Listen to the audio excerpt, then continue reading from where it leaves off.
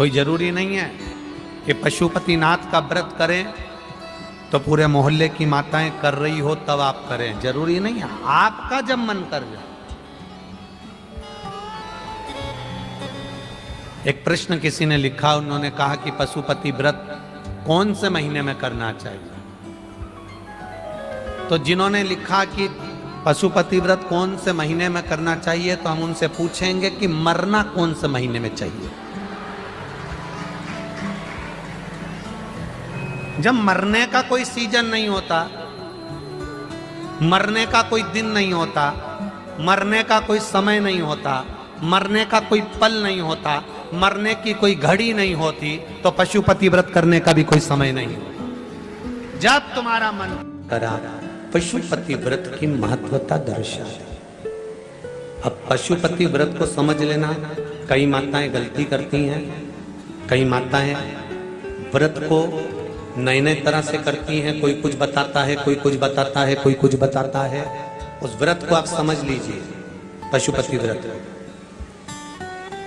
पशुपति व्रत 5 सोमवार का होता है। कितने सोमवार होते हैं अच्छे से समझ लेना। 5 सोमवार का व्रत है। आज अष्टमी का दिन आप लोग अच्छे से समझ लोगे तो आपको फिर कोई ये नहीं होगा कि मैंने व्रत करा और मेरा काम क्यों नहीं होगा। उसमें अपने को अपनी गलती छांटना है कि गलती कहां हो गई। पशुपति व्रत 5 सोमवार का होता है। बीच में किसी सोमवार पर यदि एकादशी पड़ जाए, या कोई तीज पड़ गई, या कोई त्योहार पड़ गया, कोई नवरात्रि का व्रत कर रहे हो, या कोई त्योहार का व्रत कर रहे हो, या कोई तिथि का व्रत कर रहे हो, और उस दिन सोमवार पड़ गया। अब आपने विचार करा कि मेरा पशुपति का भी व्रत है और साथ में तीज का भी व्रत है, तो कौन सा व्रत करूं मैं। तो उस समय पर आपको पशुपति व्रत छोड़ देना चाहिए। फिर आप तीज का व्रत कर लो, या चतुर्थी का करती हो तो चतुर्थी का करो, छठ का करती हो तो छठ का करो, नवरात्र के व्रत करती हो तो नवरात्र के करो। 5 व्रत पशुपति होते हैं। व्रत करने के लिए जब आप निश्चित करें कि मुझे इस सोमवार से पशुपतिनाथ के व्रत करना है, जीजियों भाइयों ध्यान रखना, उस दिन सुबह स्नान करने के बाद में बड़े प्रेम से पूजन की थाली लगा लो। उसमें चंदन, अबीर, गुलाल, जो भी आप रखना चाहें, रौली, चावल, मौली, जनेऊ, पंचामृत, चाहो तो अलग अलग ले जाओ, चाहो तो एक साथ मिलाकर ले जाओ। भगवान शंकर की पूजन करो सुबह के समय पर,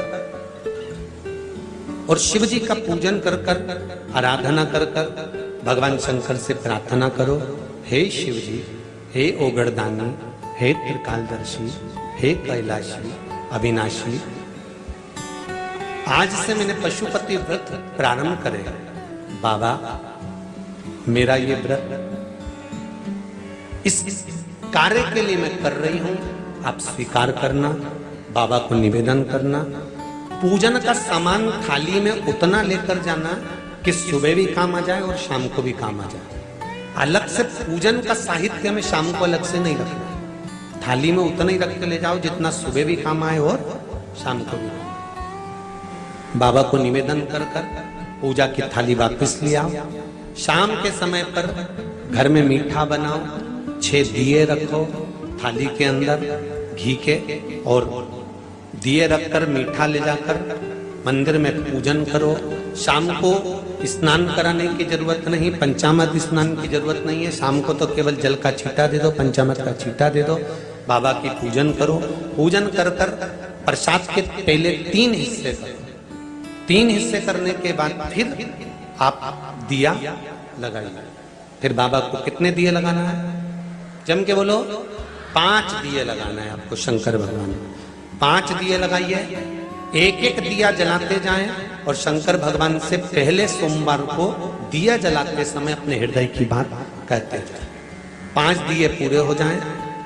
छठा दिया जलाना नहीं है, उसको थाली में वापिस रख लें।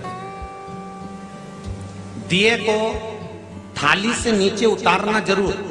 कौन से दिए को? जम के बोलो जरा। छठे दिए को मंदिर में उतारना जरूर, और फिर वापिस थाली में रख लेना है। प्रसाद 2 हिस्से मंदिर में छोड़ना है, एक हिस्सा थाली में रख के ले आना। पूजन कर कर बाबा को निवेदन कर कर वापिस आइए। शाम को जब घर में प्रवेश करो, सीधे हाथ की ओर, घर में अंदर जाते समय अपना जो राइट हैंड हो, अपना जो सीधा हाथ हो, उस ओर बैठो और बैठने के बाद उस दिए को प्रकट कर लो, प्रज्वलित कर लो। वहां पर भी शिव जी से प्रार्थना करो, हमारा यह कार्य है, सफल करिएगा। बाबा से निवेदन करके घर के अंदर प्रवेश कर जाओ। भोजन जब जीमने के लिए बैठो, भोजन करने के लिए बैठो, सबसे पहले जो प्रसाद लेकर आए हो उस प्रसाद को खाइए। जो प्रसाद आप लेकर आए उस प्रसाद में से किसी को नहीं देना है आपको, अकेले खाना। उतना ही प्रसाद लेकर जाना जितना खब जाए, छोड़ना भी नहीं। सबसे पहले प्रसाद खाइए, उसके बाद में भोजन करिए। इस व्रत में सुबह आप फलहार कर सकते हो, शाम को भोजन कर सकते हो। भोजन में ये जरूरी नहीं है कि मीठा ही खाना है, नमकीन भोजन भी कर सकते हो। बस मीठा कब खाना है, जब प्रसाद का एक हिस्सा लेकर आओ तो वो एक हिस्सा आप खाओ। उसके बाद में जब भोजन करो तो नमक का करो, कोई मना नहीं, मिर्ची का करो, पर उसमें दिखावा ना करो और भोजन करें। ऐसे 5वां जब सोमवार आ जाए, बीच में अगर कोई सोमवार छूट भी जाए तो व्रत करना, पूजन मत करना। कोई रजो धर्म आ गया, रजस वाला धर्म आ गया, कोई कार्य आ गया तो उसमें पूजन करना, पूजन नहीं करना है, उसमें व्रत जरूर करना। और जब 5वां व्रत रहे, और 5वां व्रत जब रहे तो उस 5वें व्रत में जब सुबह पूजन करिए और शाम को पूजन करो, तो शाम को भगवान पर 108 या तो चावल के दाने, मूंग के दाने या बेलपत्र या फूल की पत्ती, जो भी 108 चढ़ा सकते हो, भगवान को चढ़ाकर एक श्रीफल 11 रुपए उस पे रखकर शिव जी से निवेदन कर कर घर पर आ जाइए, दिया लगाइए और बाबा से निवेदन कर कर प्रसाद पाइए। अगर नियम से कर लिया तो मेरा विश्वास कहता है 5 सोमवार के अंदर ही आपका काम हो जाएगा, 5वें तक पहुंचोगे। ये शिव शंभु शरणे मांगू घड़ी दुख खाओ, दया करी निदर्शन आपो। 5 व्रत पूर्ण, एकादशी पड़ जाए, रजस्वला धर्म पड़ जाए, कोई कारण पड़ जाए तो फिर व्रत को आगे बढ़ाओ, पर 5 गिन के 5। इस समय शिव है, पशुपतिनाथ भगवान का स्मरण देवताओं ने किया। पशुपतिनाथ के व्रत का भी उद्यापन होता है, क्यों नहीं होता? जैसे पशुपतिनाथ का व्रत किस किसने किया, जरा हाथ उठाओ तो जरा। सबने करा है? रखो। पशुपतिनाथ का व्रत कितने सोमवार का होता है? जम के बोलो जरा। 5। कितने दिए लगते हैं? 6 दिए। मंदिर में कितने लगते हैं? 5। अपने दरवाजे पर 1। प्रसाद के कितने हिस्से होते हैं? 3। मंदिर में कितने रखाते हैं? 2। एक हिस्सा अपने को स्वयं। अब कई लोगों के मन में एक प्रश्न अड़ता है कि गुरुजी हमने 5 व्रत करे, अगर संतोषी माता का व्रत करते हैं तो उसका उद्यापन होता है, लक्ष्मी जी का वैभव लक्ष्मी व्रत करते हैं तो उसका उद्यापन होता है, हम गुरुवार का व्रत करते हैं तो उसका उद्यापन होता है, सोमवार का व्रत करते हैं उसका उद्यापन होता है, प्रदोष का व्रत करते हैं उसका उद्यापन होता है, एकादशी का व्रत करते हैं उसका उद्यापन होता है, हम देवी जी का व्रत करते हैं नवरात्रि का, उसका भी उद्यापन होता है, करवा चौथ का व्रत करते हैं चतुर्थी का, उसका भी उद्यापन होता है, तीज करते हैं तो तीज का उद्यापन भी होता है, छठ करते हैं तो छठ का उद्यापन भी होता है। तो पशुपतिनाथ के व्रत का भी उद्यापन होता है, क्यों नहीं होता? जब एक व्रत आप चालू करते हो और 5वां व्रत जब आपका पूर्ण होता है, तब 5वें व्रत पर जब आप श्रीफल, भेंट और 108 चावल के दाने या बेलपत्री या फूल की पंखड़ी या कुछ भी सामग्री, मूंग आदि कुछ भी शंकर जी को जो आप समर्पित करते हो, 108 चावल के दाने, 108 पत्तियां, वो एक साथ नहीं चढ़ाए जाते।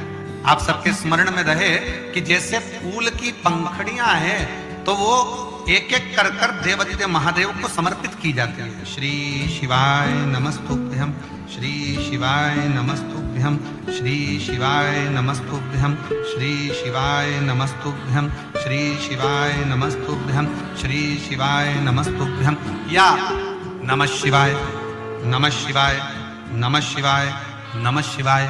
पुरुष है तो ओम नमः शिवाय, ओम नमः शिवाय, ओम नमः शिवाय, ओम शिवाय, ओम नमः शिवाय, ओम नमः शिवाय। जिस मंत्र का आप उच्चारण कर रहे हैं, जिस भाव से आप मंत्र का उच्चारण कर कर 108 चावल के दाने या बेलपत्र या पुष्प जो भी समर्पित कर रहे हैं श्रीफल के साथ में, ये जानकर करें कि वो शंकर जी के पशुपति नाथ व्रत का उद्यापन है। और उस उद्यापन को आप 108 बार भगवान का नाम जाप कर कर भगवान को जो समर्पित कर रहे हैं, उससे शिव को प्रसन्न कर रहे हैं। अब कहा पार्वती जी ने जैसे व्रत करा और सनकादि ऋषियों से कहा कि आप इसका उद्यापन कराओ, सनत कुमारों ने कहा कि इसका दक्षिणा लगेगी। अब आप जब पशुपति नाथ का व्रत पूर्ण कर लेते हो तो दक्षिणा भी लगती है। इसलिए आपसे क्या कहा गया था कि श्रीफल के साथ में कोई भी दक्षिणा आप जो बन सके वो भगवान शंकर को समर्पित करें। जो बन सके, जैसा बन सके, जैसा आप रख सके, जैसा आप दे सके, उसी से आपसे जो बन वो दक्षिणा उस श्रीफल के साथ रखें। और 108 चावल का दाना, मूंग का दाना या बेलपत्र या पत्ती या पुष्प या जो भी सामग्री आप समर्पित कर रहे हैं वो आप समर्पित करते शिव की आराधना करते जाएं, विनय करते जाएं, निवेदन करते जाएं, अर्चना करते जाएं, विनती करें शिव जी से, निवेदन करें शिव जी से, आराधना करें।